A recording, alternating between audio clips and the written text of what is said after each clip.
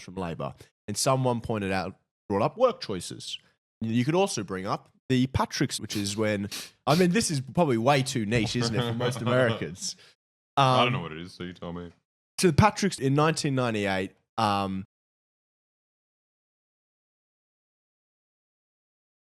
Union news. Luke says Union. Okay, everybody. So, do I need to give a whole update? So the CFMEU saga continues. Oh wait, let's go foot cam. I want to show them something cool. I think I got sweaty, dirty socks. That's okay. How cool guys are. CFMEU. There you go. Isn't that like disrespectful? You're like walking on it. On It'd be like if you got socks with an Israeli flag on it or something. Like I the step on them all the CFMEU time. socks do have Israeli flags on them. So the CFMEU, a very large blue collar union. They were accused of having organised crime and corruption in their ranks, and in response, the Labor governments, with the acquiescence of the ACTU, which is the Australian Council of Trade Unions, they put them under administration, essentially appointing someone to take over the CFMEU. In doing so, they fired 270 officials of the union. They've now taken over all of their assets, and they've taken over hiring and firing and so on.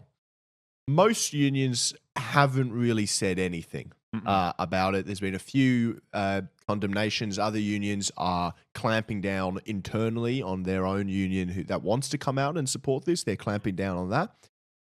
Other blue-collar unions, though, they're making a stand. So the ETU, which is the Electrical Trades Union, they are part of the CEPU, the broader Communications, Electricity, Plumbing Union, I think it is. They have disaffiliated from the ACTU. That's massive. I can't think of, I don't know when the last time. ACTU is what? Just like a it's the milquetoast middle ground? It's the peak body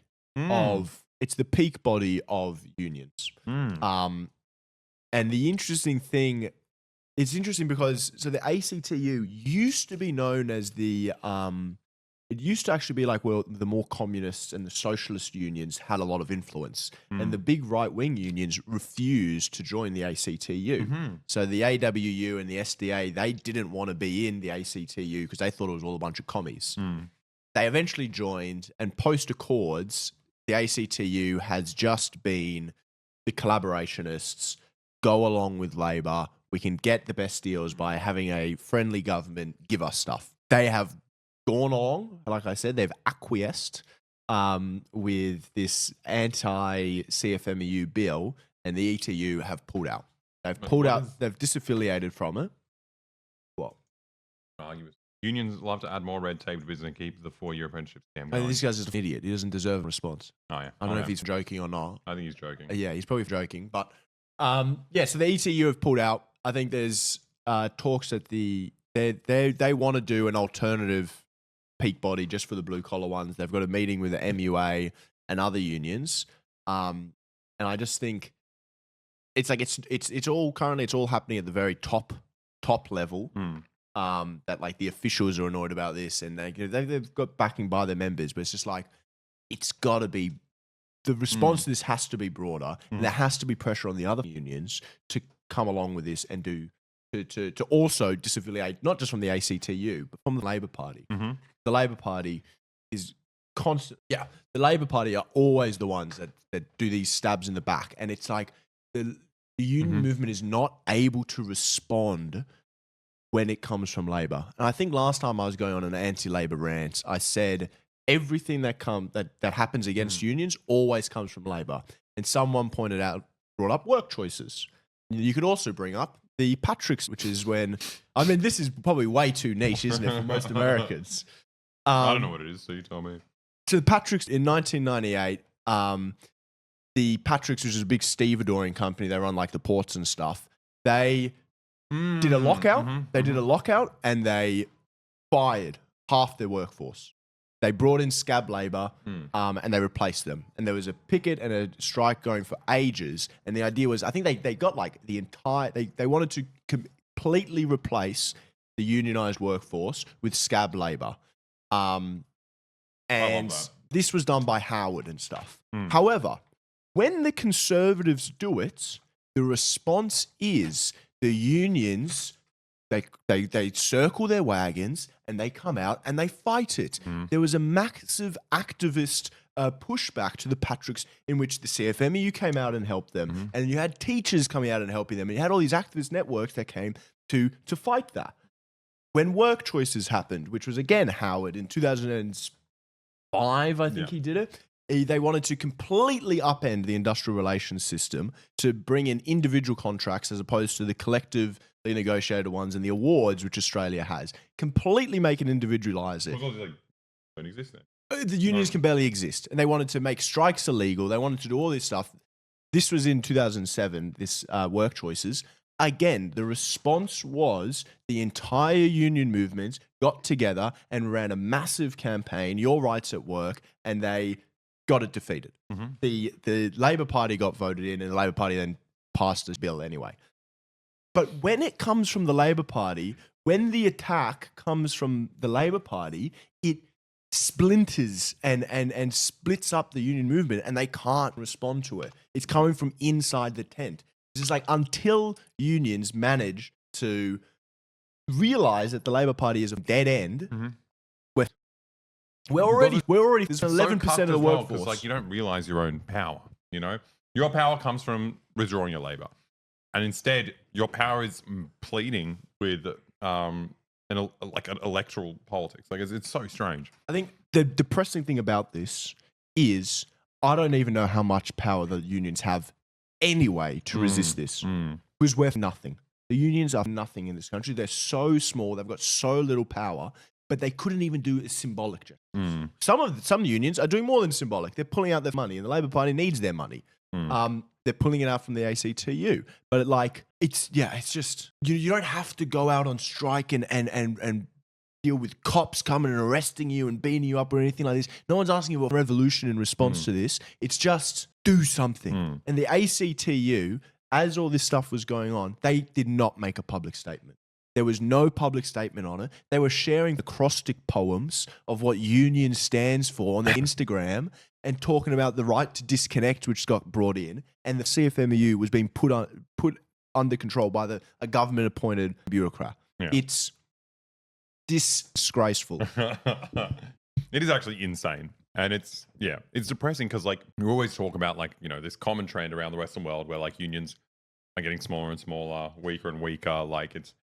But, like, you always take, I don't know, I've always kind of thought about it ahistorically in that I think of what we're in now as like a snapshot that will never change. It's like, oh, it's so sad that it's gotten this bad. And that's it. We're so sad we're at this baseline. And I never comprehend, like, how much worse it can get. Yeah. You know, I always assume, like, man, it's a shame we can't get anything better than this. Man, how bad is that? You don't just never think about the fact that you're still on the trajectory. Like, you're still on the roller coaster and it's like nowhere near finishing. And like, and we can get worse. You had one of the kind of most militant unions we had in Australia, and like, you know, we're looking at them potentially not existing anymore. What even is that? I used to go through their agreements when I was bored at work, and I would just go through CFMEU agreements and stuff. They had some crazy conditions. They had this one condition where, depending on how big the job is, so how much money the development's going to be, then the pay just gets ratcheted up by a percentage. It's actually just a distribution. Yeah, we're all stakeholders in the... Yeah, the employee, like, if you're building a little house around the corner, these are the wages. If you're building a giant tower in the CBD, which is going to be worth billions of dollars, you have to pay them a ton more. Yeah, of course, yeah. Like, none of these conditions don't exist elsewhere. And like the CFMEU are the ones who were putting these conditions in. They had another thing, which was you had to continue paying them wages after the job was done. Because construction, a lot of time, is very seasonal. You come in, you work for a month, or you work for a little bit less, then you have to wait until you find another job. The CFMEU had conditions that you had to continue paying them until they found another job afterwards. That's so awesome. These are conditions that don't exist elsewhere, and they're doing creative solutions targeted to their industry. Gone. Yeah. So terrifying. Fucking hell. No, don't join SDA. Do not join the SDA. Where do you work? SDA? Join RAFU. How do I click on that? SDA guy? No, where do you work, buddy? See, the Patrick's just Coles, yeah, RAFU. RAFU? RAFU, Retail and Fast Food Workers Union. Yeah, I could talk about Patrick's for ages. I'll have to talk about it another time. They brought the guys back. So when they was it the rail strikes that were happening last year? They got Howard and like the business owner for the Patricks all together to chat to Chris Minns about how to handle the rail in Australia. Yeah, he knew what he was doing. Yeah. So it's just like you get a guy in a balaclava to stand in front of the workplace and beat up anyone who tries to work. And then There's a really, if you want to watch a daggy Australian show, which I don't know why you would, but these are the type of shows I like watching. There's a show called Bastard Boys, which is a dramatization of the Patrick's dispute. Oh, really? It's a 3-part miniseries about the Patrick's. It's pretty lame. Like there's some Labour people who call themselves socialists and stuff, but it's fun as well. Okay. Well, we're done with that. We got another fun news. This is so cool. I love this one. We talk about private schools a lot on this stream, but majority of what do you? And the striped shirt looks like an 1870s deckhand that unloads wooden barrels of whiskey and stuff. Yeah, that's awesome. Yeah, right this way. I do look like that. Majority of private schools get more public funding than comparable public schools. So, I mean, this is baffling in general. It's like in my perfect world, there wouldn't be private schools. But like, whatever. It's not such a big deal. You can have your own special school, but don't make me pay for it. What is that? Like, it doesn't make any sense. Like, no, I don't think there should be private schools. No, I don't think there should be. But I'm saying, like, I'm not going to die on that hill. You know, if you're legislating stuff and you're trying to like work out how the society works, if there's enough pushback on getting rid of private schools, you do your private schools, but you pay for it, you dickhead. Like, what do you mean? I'm not paying for you to have your own special club. Yeah. Like, it's your club. You're all rich. Just pay for your own school. But instead, they're not all rich.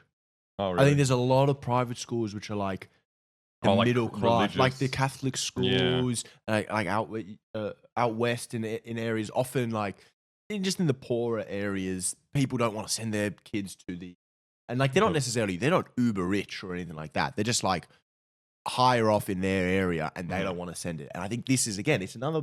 I think this was Howard, all this stuff. Getting finding the private schools. It's a perfect, you can't take it back. Yeah, you can't take it back. This handout. Yeah, it's so. I don't know. I hate it.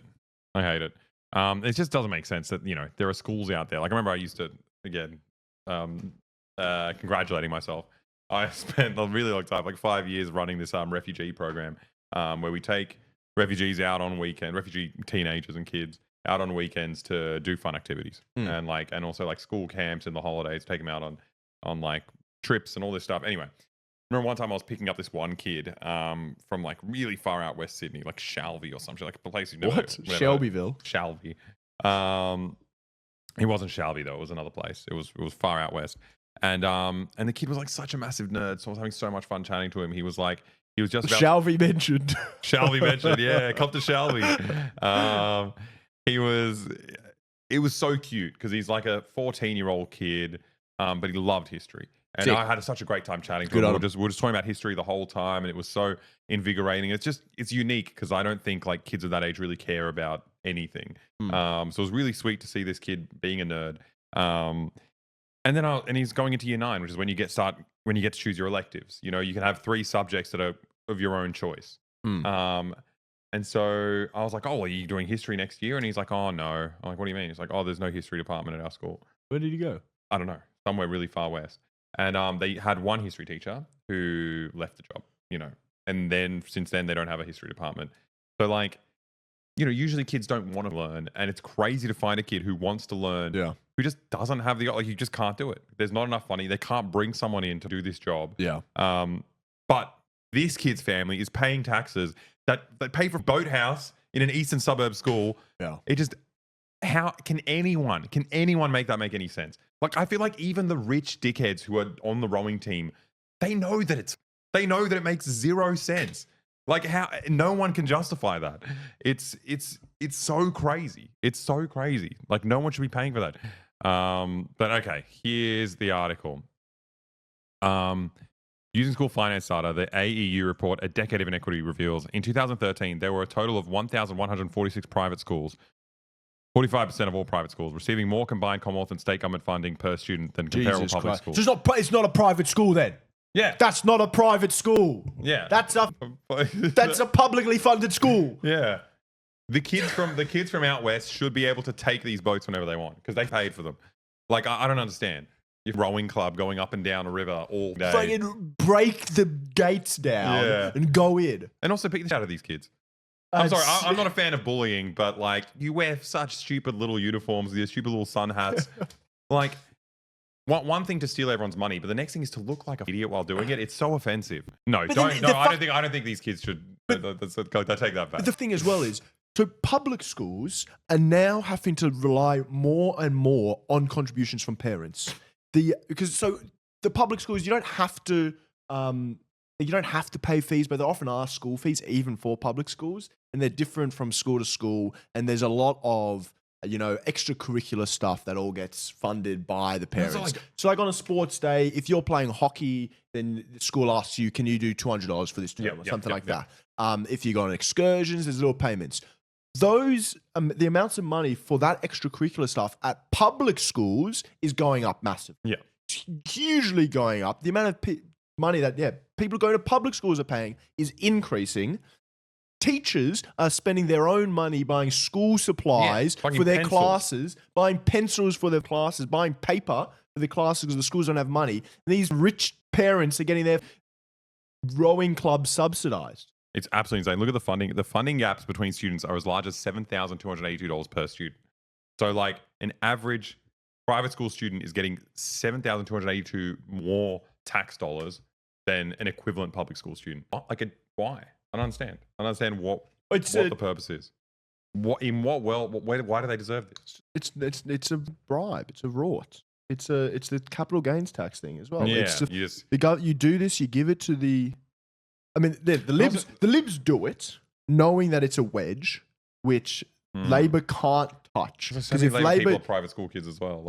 Times. But it's like if Labor touches it, then there'll be a revolt. Everyone will scream and go crazy. And a revolt by the most annoying people. The most annoying people, the people who can speak the most about it. So you can't touch this thing. Yeah. So therefore, all you can do is operate politics within a certain boundaries because they've got these poison pills that you cannot touch. And Labor accepts it. Also, it's the same thing we were talking about before with like private institutions trying to like do what would be a government role.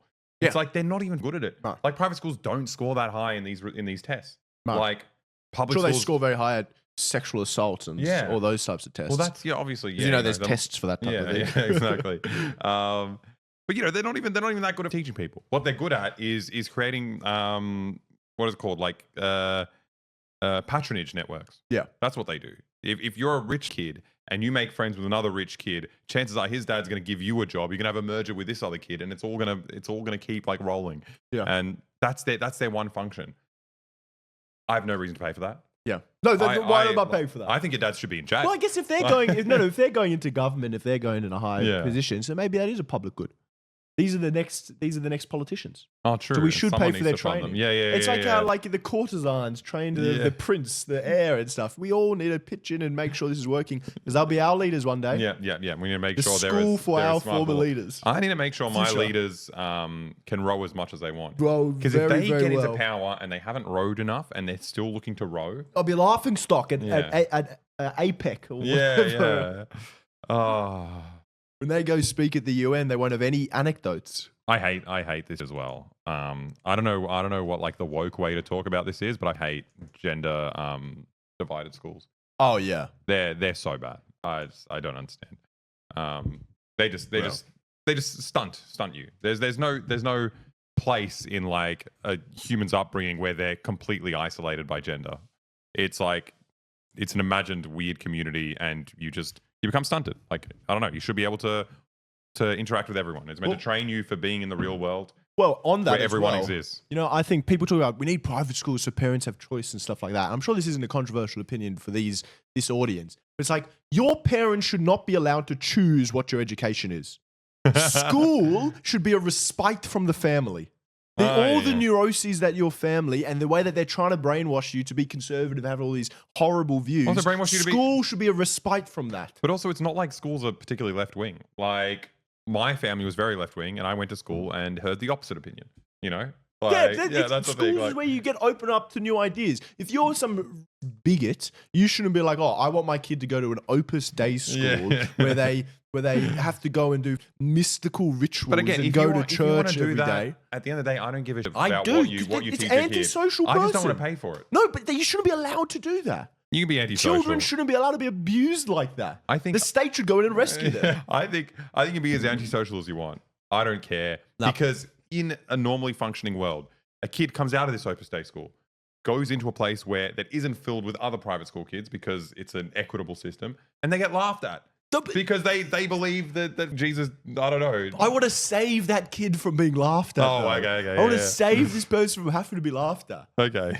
Yeah, I mean, look, I think it's cruel. It's cruel to indoctrinate a kid in a way that I wouldn't want to indoctrinate him. No, but the thing is, like, I believe, you know how people say the schools are brainwashing our kids? Yeah. Like, they absolutely should. Schools should brainwash your kids. Yeah. I mean, in a certain extent. I think Education is like is a liberatory force. Yeah. And that's what the public schools should do. You shouldn't be allowed to send them to these evil cults with mysticism. Fucking people who go to those Catholic schools. I know someone who went to an Opus Dei school.